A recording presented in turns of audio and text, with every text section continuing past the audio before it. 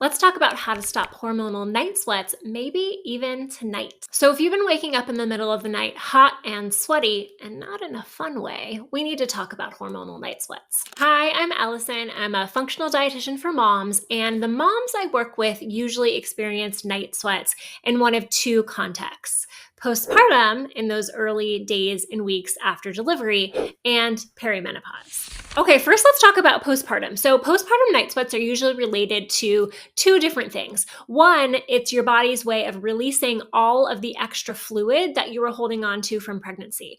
Remember how puffy you were at the end of your pregnancy? Yeah, all of that water has to go somewhere. That usually lasts about 2 weeks and looks like increased urination and more sweating, and sometimes waking up with totally wet sheets. And now the next reason is hormonal. So at the end of pregnancy, your estrogen and progesterone are super high levels, higher than they'll ever be in your whole entire life.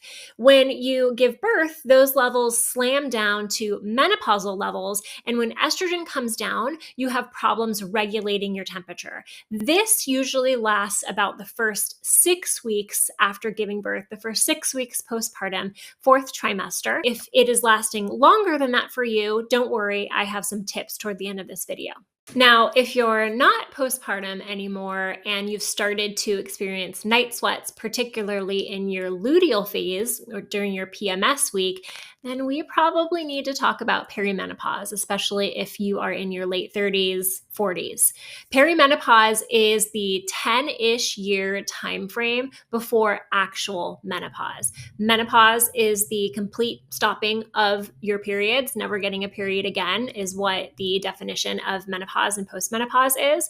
And since perimenopause is a slow and steady decline of hormones in the 10 years before menopause, that can look like late 30s, early 40s. And one of the things that starts to happen is the decline in estrogen and progesterone can lead to a dysregulation of your ability to control your body temperature, and you can get a little bit sweaty at night. Usually shows up in the week before your period and during your period when it's perimenopause related. Okay, so we know you're hot and sweaty in the middle of the night. Now, what are we going to do about it? Especially if you are in that perimenopause phase or you are in that postpartum phase past the first 6 weeks. Well, we also want to check out a couple of things because night sweats aren't always hormonal. So things that we want to take a look at are your thyroid health. Hyperthyroidism can cause night sweats. So particularly if these night sweats are lasting all month long, if you're not postpartum anymore or past those 6 weeks, it's really common to have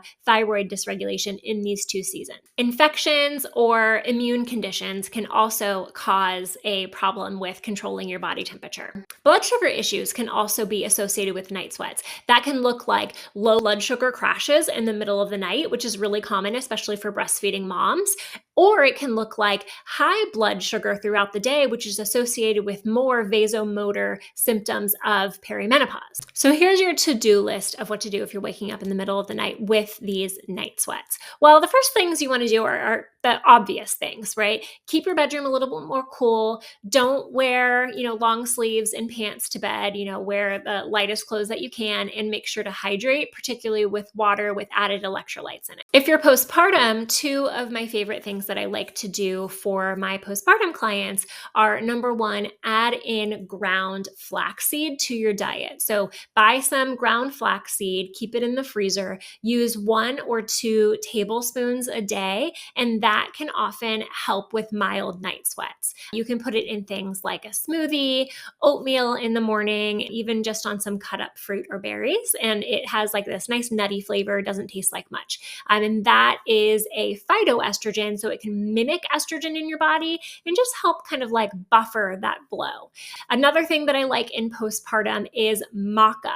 Maca is a root vegetable native to Peru, and it acts like an adaptogen in your body, meaning it can go and help and kind of like patch up different hormone symptoms, and it can work and play really well with both estrogen, progesterone, and even your adrenal hormones. Now, if your flavor of night sweats is coming more from perimenopause, you can definitely try the flax and the maca maca. And you can also add in some sage capsules or try lemon balm. Now, both of these things will also be okay in postpartum. Sage can affect milk supply, so if you're breastfeeding, I would not take sage capsules. If you suspect low blood sugar causing your middle of the night wake ups, you can try a protein forward snack before bed. A little bit of Greek yogurt with some fruit or a little bit of leftover meat would be great. And equally important is to get labs regularly to check your hormone and metabolic and inflammatory markers, something that not enough moms do, mostly because it's not offered at most of your wellness visits.